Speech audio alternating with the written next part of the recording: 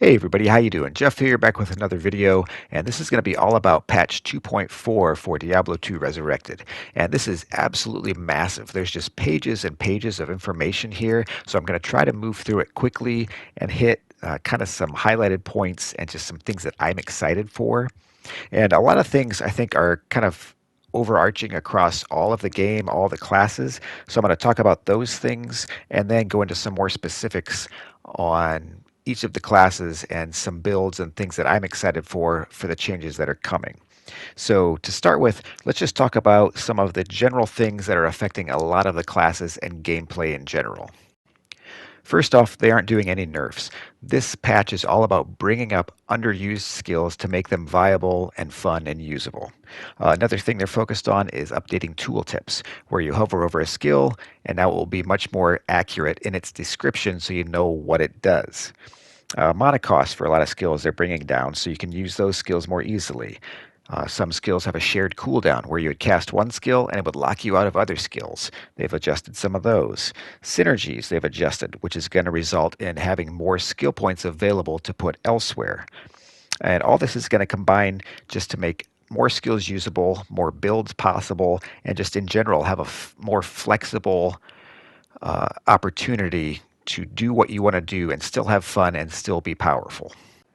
Okay, so now let's jump in and look at some specific things. And again, this is a massive document. You could spend an hour or two looking through this. I'm not going to do that. I'm just going to jump ahead as quickly as I can and point out some things that I'm excited for and some things that caught my attention. Okay, we're just going to go in order here. Zahn is first. So Impale there is going to act kind of like Smite now. It always hits and it even slows a target. If you look at the bottom there, Power Strike, it shows an example of that synergy I was talking about, where it removed the synergy from Lightning Fury, but then it is going to buff all the other synergies from 10% to 14%, which is going to result in skill points being saved that you can spend elsewhere. The poison line of javelins getting a nice buff here, and this is an example of when I mentioned the casting delays. It just straight up says right there, casting delay will not share its cooldown with other skills. So it's not going to be any more where you cast a skill and then you wait because all your skills are on cooldown. You're going to be able to keep casting stuff. Valkyrie is being changed to where you're going to basically be able to cast it whenever you want.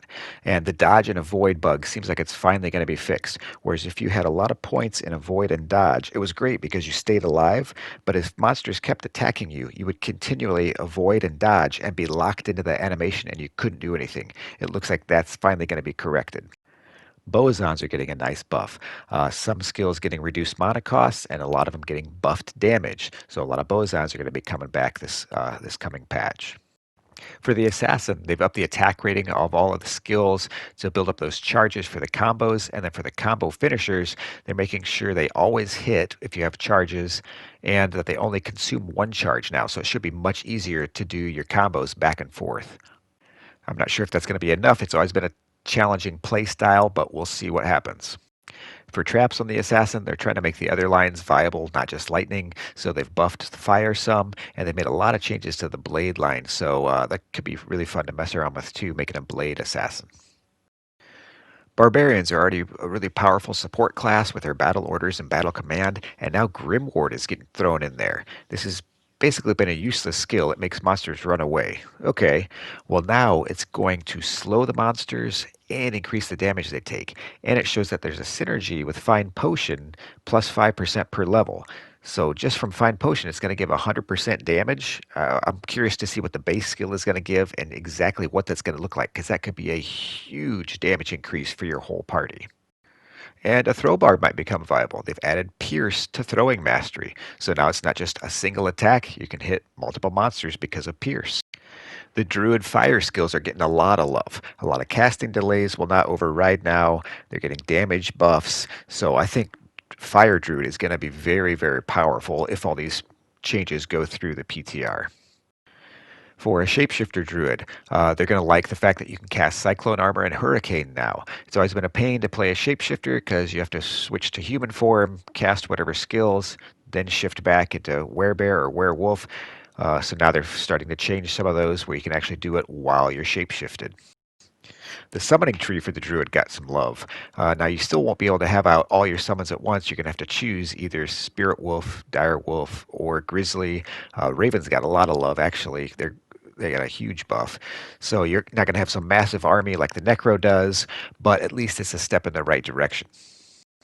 And speaking of Necro, the summoning skeletal mages for Necro has gotten a lot of changes there. That's been basically a useless skill. People use it because you have to put a point into it as you work your way down the tree anyway, but they've finally given that some attention, and so we'll see if those skeletal mages actually become viable now. Onto the Paladin, and here's a great example of how the tooltips are going to help people. So the resist auras of fire, cold, and lightning actually give you maximum resistance when you put points into them. A lot of people didn't know that. Now the tooltip is actually going to show you that.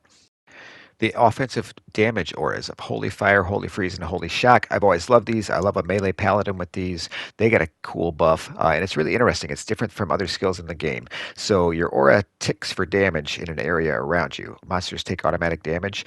Now, the closer a monster is to you, they're going to take up to double damage, it looks like. And also, the Holy Fire aura getting a huge buff for damage there. They're trying to bring it up and make it viable endgame, which is going to be really cool to experiment with. You may see more people running around with Fist of the Heavens Holy Bolt Paladins. So Holy Bolt hits undead and it will heal your teammates. When Fist of the Heavens is cast, it shoots out Holy Bolts. And now all of those are going to pierce to hit multiple targets. So anywhere there's a lot of undead, this can be really effective, like the Chaos Sanctuary.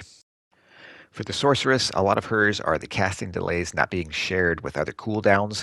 So like Blizzard and Frozen Orb there, now you can cast much more rapidly. For lightning skills, Nova now has static field as a synergy, so you're going to see Nova Sorks running around more, I believe. It's going to be really powerful. For fire skills, again, casting delays. Hydra there has no casting delay, so you can spam out your Hydras more for that kind of a build. Mercenaries getting some changes, so the Act 1 Rogue getting different skills on her. Same with the Act 3 mercenary, the Iron Wolf, having different cold, fire, and lightning skills, even static field as a lightning skill, which is pretty nuts.